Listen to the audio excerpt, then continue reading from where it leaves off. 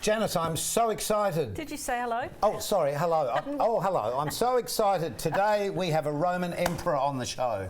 Do we? Yes, we do. I We do. Be excited.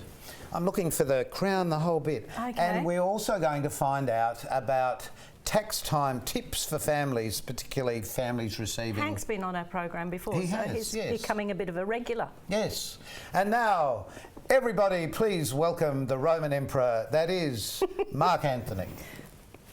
Hello. But see, he's not what you expected. Hello and welcome, but not what he was expecting or where's your leading toga? to. My toga, I left it in with my jumpsuit and pajamas.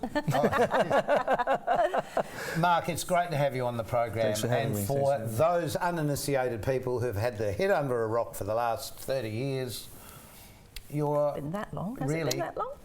How long have you been doing this? Me personally, been performing as Elvis 10 years. 10. There you go. But if you've had your head under a rock for the last 30 years, you wouldn't know that people have just this great affinity with the memory of Elvis, haven't they? Mm-hmm. Yeah, is that what drove you to get into the industry? What drove me to get into this industry was a burning desire in me being a musician, and then I wasn't doing anything for a few years. Wanted to do something that I wasn't going to get sick of, wasn't going to get tired of the music, and I just thought that there was a real need to educate and re-educate. You know, we can educate some younger generations on why music is the way it is today, kind of thing, because of this man, the way he changed popular music. But also, too, not to be rude, but when you look in a mirror, it actually, you're looking pretty much like the man himself. Smoke and mirrors. It's all smoke and mirrors. Not in the morning when he wakes up. So, Mark, you really started as a musician and as an actor. Uh-huh. So, how do you describe yourself? What have you got on your passport?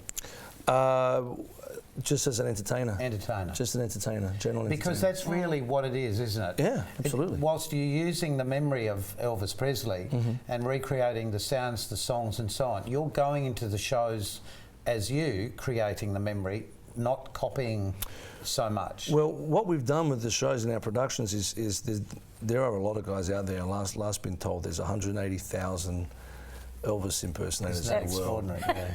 That's incredible.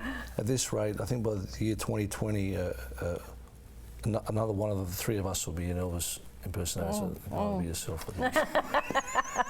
You could have done it. Yeah. Priscilla. Oh, I could. I'm working on that. He's already got the hair. So. Yes. So, you know, there's a lot of guys, but what I really wanted to do was create a show that brought the spotlight back onto Elvis, you know, and instead of showing, you know, just how good we can do it. So it's one thing to emulate the guy and tribute and be something that's just like him on stage, but you don't want to take away the fact of, you know, you don't want to take away that spotlight that was on him. Yeah. You know, but you're bringing back the good memories of Elvis. Absolutely, highlighting all the pinnacles of his career. Yeah. So do you tell a story as well as singing the songs? Yeah, it's a narrated story that I wrote. It basically is the life of Elvis, all the pinnacle, but starting from his early days in Tupelo, and then going through to his movie years, and 68 comeback special, and then the biggest highlight was his 1973 Aloha from Hawaii concert, which was beamed around the world. I think I remember watching that, sitting at home and actually watching that. More people watched that concert than they watched the landing on the moon. Is that right? And I'm sure people watching us at this moment will remember that. If you're in our age group, you'll remember actually that being one of those highlights in our life, like that, and perhaps like the sad news that he'd passed, along with people like John Lennon and Marilyn Monroe. Yeah. That was a highlight of history in the show business world, but also in the fabric of our history. Right. So to become as well known as you are, and you've got to be one of the top people in the world, was that difficult? Did you have to get some sort of credentials from the estate? You know, it started off really, really small. I mean, as small as hiring a cheap jumpsuit from the local costume shop. You know. This was in Sydney? No, this was actually right here in Adelaide. Oh, okay. And I did a fundraiser event for Leukemia Foundation, and it was just something for fun. Just, you know, I never thought anything of it, but but it did spark an interest, and it did spark something in my mind. And being an Elvis fan since I was about 4 years old, you know, I was force-fed Elvis since I was a kid, which I didn't really mind. And then, you know, I got together with my brother and we said, why don't we do this? Why don't we do it seriously? Why don't we create a really good rockumentary? We ended up calling it. Instead of a documentary, it's a live rockumentary that we bring to theatres. So, you know, it's like watching a documentary on TV, and when it comes to the musical parts, it's performed live. So that's what we've done. Who's with you then? How many of you in the ensemble? There is a touring troupe of, including myself, 9 of us, and we pick up when we get into town, you know, various musicians, and it goes up to about, I think I'm up to 16 on stage now. Yeah, so you all meet wherever plus you are. dancers. Yeah. Oh, okay. Yeah, so it's a big troupe on stage. But of course, it's not just Australia. No, it's this took me over to America. I actually had the chance to be in Memphis and represent Australia twice in the very first Ultimate Elvis Tribute Artist Contest. It seems like a lifetime ago now. And they flew me over there to be in Memphis and perform in Memphis, representing Australia. I did that 2007, 2008, and because of that, it sparked a whole thing, you know, them loving Elvis Presley, plus they love Australians. Yeah. It just went, it just seemed to fit. Yeah, it just seemed to fit. So I naturally moved over there for a few years and did the circuit. And it wasn't until I realised that, you know, I've got a little daughter, a little 7-year-old girl, and no, her name's not Lisa Marie. Oh, really? No, Lisa, what do you mean? No. And you know, I wanted to be home more with her, so I sort of stopped touring the US and Canada, and started coming back home more. But I think as of this year, it starts again. In July it starts again. I start touring Canada and then back to the UK, and so I do this now everywhere. Does your daughter get to travel with you at all? No. When she was very, very little, she did. She moved over with us when she was quite small, until the age of about, I think she took her first flight at 3 months old. Wow. And then first international flight at 3 months. And she, by the time she turned 2, I realised that, you know, she didn't know her grandparents, she didn't know her cousins, so we brought her home and said, you know, you really should grow up with family. Yeah, and I guess too, you know, starting school, she needed to be somewhere where she would be settled. Absolutely. And now she's in school, she's in a beautiful school, she's in the 2nd grade, she's doing really, really well. Yeah. But Margaret, it's really the man behind the man, isn't it, in many ways for you? Yeah, because you have to have a public persona. Yes. To play the character. Absolutely. Do you find are the ladies knocking on your door night and day? Yeah, or do you have to hide? Yeah, I actually use a different name at the hotel room so they don't come and chase me down. But they were Mary trying. Smith. So I always ask for Mary Smith, because you never know. Mary Smith just could turn out to be you. Yeah, no, it's not too bad actually. Everyone's very, very respectful, and I haven't really had too much a problem in that way, maybe because I don't say no. Boom, boom. Where do you feel the future lies for what you're doing? Well, my future for the Elvis production show is we hope that we can continue bringing this to crowds and new audiences, younger audiences, for many years to come. Well, you still look like a young Elvis. That's not trying to flatter you, but you do. You still look like the Elvis from the movies. From the movies, thank you. Yeah, that's good, because I'm younger than that, and I don't want to look any older. No, you know, it's good because I can have some years that I can still be doing this. I'm sure, yes. That'll be good for that.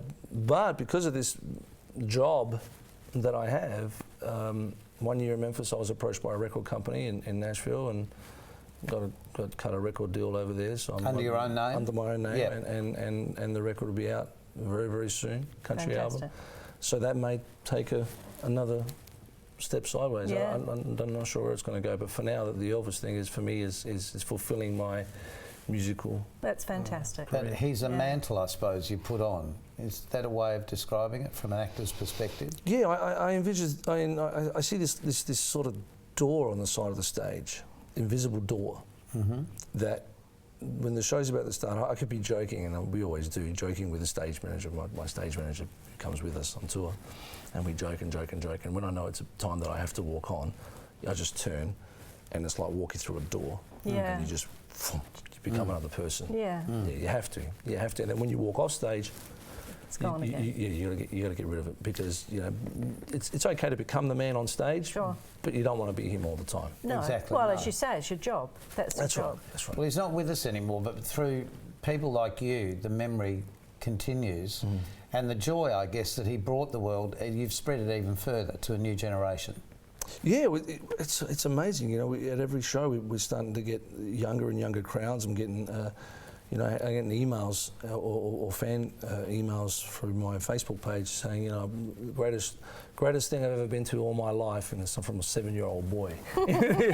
All my life, all your long years. So he'll be the next music's one good. then coming through. So the music- yeah, music's good. it's That's- great. It's great music. Mark, it's been great to meet you. It really has been a pleasure, and I hope you have great success for the future, as you no doubt will. But we'd love to talk to you again if we get a chance in the Absolutely. future. Absolutely. Just find out what's new coming up in your life, where you've been and what's been happening. Absolutely. Thank you for having me. And next time, will you come back as him?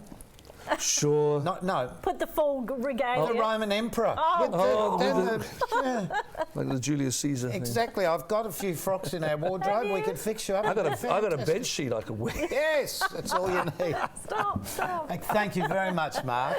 Thank you, guys. And we'll be back to find out a little bit more about what happens with families receiving, A family tax benefit. yes, with you our go. friend Peter here on Our Time. Stay with us. Stay with us.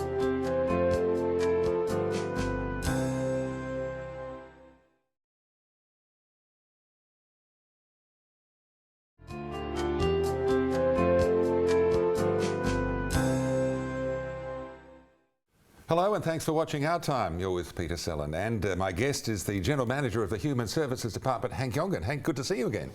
Real pleasure, thank you. Tax time, what's the topic tonight? How can people handle this particular time of year? Well, look, we're approaching a very busy time, and it's a busy time for the department as well as for most families, because it's a time where we have to balance what they've received in the form of family tax benefit against what they're eligible for based on their taxable income. So I've got a few tips on how you can save time. So what should they do? What's the first thing that people should be considering? Look, the first big issue we have at this time of year is that something like 1.8 million families receiving family tax benefit try to ring us over a very short period. Whereas in fact, the system that we have in place is automated, and in fact, if you follow the way the system operates, you can avoid having to join those queues. So the trick is not to call, but use these other avenues. Absolutely. And look, my advice is, first step is to wait until August. Oh, okay. So that you can use MyTax. If you've enrolled through MyGov, MyTax in the first week of August means that the information relating to your tax return is pre-populated.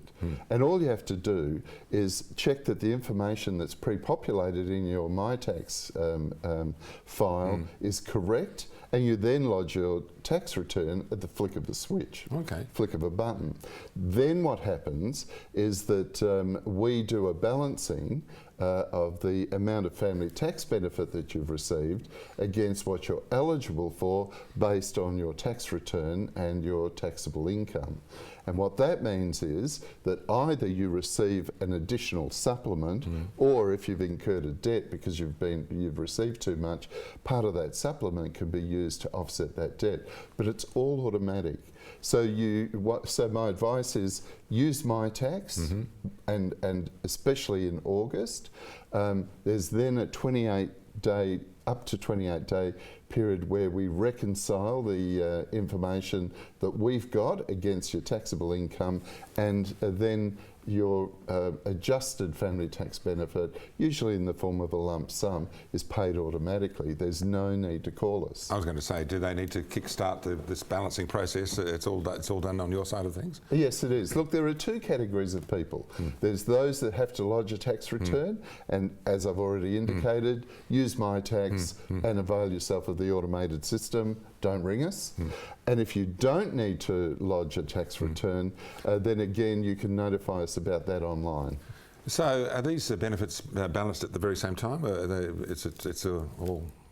Yes, it is. Look, family tax benefit is a payment which, as the name implies, is a payment that families become eligible for at the end of the financial year. However, 94% of families choose to have it paid fortnightly in advance. And what that means is we have to do a balancing at the end of the financial year. And that's when things get really busy for us.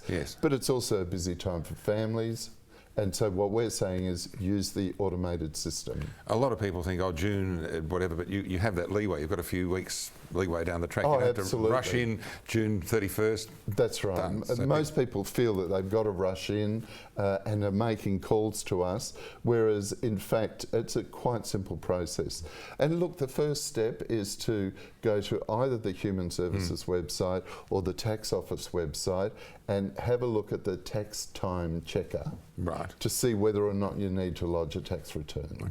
If you don't need to lodge a tax return, then you can notify us online that you don't need to lodge a tax return, and we'll adjust your family tax benefit. And as I said, if you do need to lodge a tax return, my advice is wait until August, use My Tax, because it's the simplest way to get your tax return in. So it's obviously a fairly simple step-by-step things that you follow on the computer or whatever. So yes, it is. It's not that confusing, and just about anyone can do it, I imagine. That's right. And look, it's the way to avoid the phone queues. As I said, every year we get inundated with something like 1.8 million families wanting to know where their refunds are, and it's not speeding up the process. So you've obviously designed this new system to be fairly fail-safe, I guess, to so it all works. It can't be overloaded, and it works perfectly. That's right. Hopefully. No, it does. And look, and people that are familiar, this all sounds quite complicated based on what I've been saying, but people that are familiar with the system will be well aware that we need to do that balancing at the end of the financial year. So you don't overpay or underpay or whatever, they get what they need? Yeah, that's right. Okay.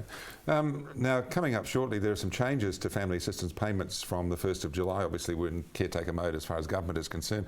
What's involved there? What's happening? Okay, these were announcements that were made in the last budget, and all three of these initiatives kick in from the 1st of July. Firstly, if you're in receipt of family tax benefit B as a couple, then that payment ceases for any child that turns 13. The old rules used to be 16. It now cuts out for coupled families at 13. This doesn't affect grandparents that are looking after children, nor does it affect sole parents. There's also now a limitation on the period that you can be overseas before your family tax benefit is affected. It used to be 56 weeks. That's been cut back to 6 weeks. So you can only go overseas now for a period of 6 weeks before we're required to cut off your payments. Okay, so you mentioned grandparent carers. Is this a fairly common thing, and how does the department notify them, or vice versa? Well, look, yes, grandparents, if they have full-time care of their grandchildren, and there's something like 250,000 grandparents around the country that do have full-time care of their children for a whole range of family-related reasons, then they are eligible for a range of payments in a similar way to which parents would be. In other words, family tax benefit and other payments they would be eligible for. And the good news is, and what we're encouraging grandparents to do, of course, is to contact us and to make sure that they've lodged a claim. And preferably if you can do that before the 1st of July. Well, a lot of people have said may not know of these things, and they should perhaps say physically go into a human services office, perhaps if they can, or as I say, get online. Look, the simplest way to do all of this is to do it online. There's a wealth of information. There's the tax time checker that I was talking about, where you can determine whether or not you need to lodge a tax return. You can actually then notify us online whether if you don't need to lodge a tax return, and if you do need to lodge a tax return, then through MyGov, the way to do it is through the ATO. So, I mean, as you're saying, it's a very busy time. Do you have to put on extra staff to handle all this? Is it? Yes, of course, because we're well aware that this is a peak time for us, and for that reason, of course, we have additional staff. But everything we can do to ensure that people don't call us unnecessarily will simply streamline the process. And making calls to us about the family tax benefit balancing doesn't speed up the process. No. So just to recap, we've got so many things to think about here, but as you say, your computer system is so simple that even I can do it probably, and it's best to do it till August or even after August. Is that possible? Yes, or yes, is August the optimal time? In terms of the family tax benefit reconciliation, you actually have 12 months to do it, so there's no need to rush. Right. But my advice always is wait until August, because then if you use My Tax, the information's pre-populated and you don't have to fill in all the information. There is one other thing too that we haven't mentioned. I talked about those initiatives that kick in on the 1st of July. There is a third one, and that is the large family supplement, which is a small supplement for families with 4 or more children. That's also being discontinued from the 1st of July. Okay, so in all circumstances, obviously people are going to be assisted by you, and if they can't work it out on the computer, the last port of thing is to call you, as you say. Yes. So it seems fairly straightforward. How long has this system been working for? Is it something new? Look, well, this system has been in place now for a number of years. Family tax benefit is the old child endowment that we used to know, but it's now been transferred into the tax system. But as I said, most families choose to have family tax benefit rather than receive it as a lump sum at the end of the financial year. It's paid fortnightly. It's in easier to advance. budget that way, presumably. Obviously, most families find that they prefer to have access to that money in advance. I bet they do. You're the expert, Hank, and thank you very much for giving us that insight into how it all works, and hopefully everyone will take advantage of it. A real pleasure. Thank you. Thank you, Hank.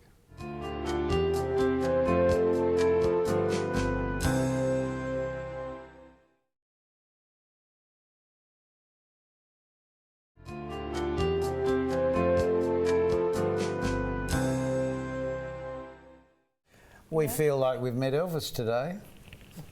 Certainly do. We also feel that was some great information you had, Pete.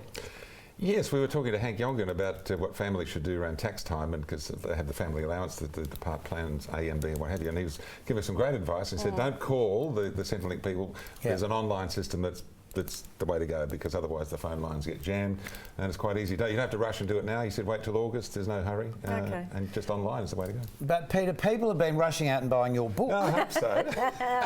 Now, if you don't know this... Are you on your 3rd edition? If you don't know this, Pete wrote his life story, and it's been such an interesting one, from the Navy through to all the TV that you've done over the years. I was a choir boy, I was in the Navy, I've worked in the Solomon Islands with a copper mine, I've done all sorts of stuff, travelled the world. Oh, is that the colour of your skin from the copper mine? That's very true, no. And, but I've been in the media for 35 years, and I figured if I don't document it, for my family and other people who may or may not be interested. Do they won't make a movie yet? I was in the Dawn Fraser movie. Oh, really? Dawn, yes, and I was in Look Both Ways, which is the newsreader on the TV in the back of one of the scenes. Oh, okay. There you go. And I was cast, I sat next to Angela Heeson on the plane, and she said, we're doing this movie. Would you like a part of it? I said, what is it? It's amazing, isn't it? Well, Angela's been on the show, and In we're the still right place, waiting. the right time. Are we? We're Yes, still we are waiting. still waiting. So the book is called I Know You, You're That Guy, because every time I go somewhere, I don't seek publicity, I'm a fairly shy sort of guy, but you go out, but I know you, you're George Danica. No, I'm not George Danica. I get that all because I used to fill in for George, a lovely man. So I thought, well, that's a good thing for the title, and I found a photograph of 30 years ago when everyone had the Mo, when I was at 5AA years ago in the 70s, and that's on the cover. But no, it's an autobiography, and notables such as Peter Gers and Jeremy Cordeaux have read it and thought it's quite amusing. It's not dry, and it's a fairly witty book, I hope. Okay. But that's the thing of being in this industry, and the people that we meet and the stories that we have, They are, to most people, interesting only because we've lived this parallel lifestyle. Well, they see you. I mean, I did radio for 20 years as well as the TV. No, they And they've didn't heard see you. you there. No. Thank God for that. Good face for No. radio. We know about you wearing your I didn't undies. say that. That Nothing wasn't it. else but the undies. Oh, no, We've no. heard the stories. Yeah. But people see you and they're part of your family if you're Yes. there every night, and they have a relationship with you. So I've never had anyone come up to me and say, you're rotten so-and-so. They say, lovely to meet you. Enjoyed your work over the years. Why are you still doing it? So I'm like, Yeah. well, when you get older, you tend to want to stop. But Yeah. no, the book is good. It took about 2 months to get assembled and get everything in sort of chronological order. So it's, the first is all the non-media stuff, and it segues into the media career, how I started and what have you. Did you really want to stop though, Peter? No, unfortunately, I mean, things happen, and as you probably notice, there's a lot of younger people, a lot of younger women on TV. It's just a trend.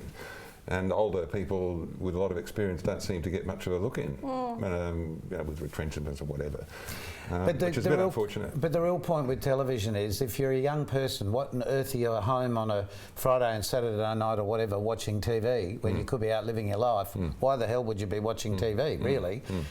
So people in our age group, our experiences in life really have a great story to tell. And sorry, you've got no time. We've got to go. It was lovely having you here once again. Thank you. And you know what it's like when they say wind up, Cut. we got to go. Don't forget to find us on Facebook, because you'll find out more about Peter and his book and a whole lot of other stuff about our time. That's right. So until next time, keep yourself nice till then. See you then. Bye. Bye.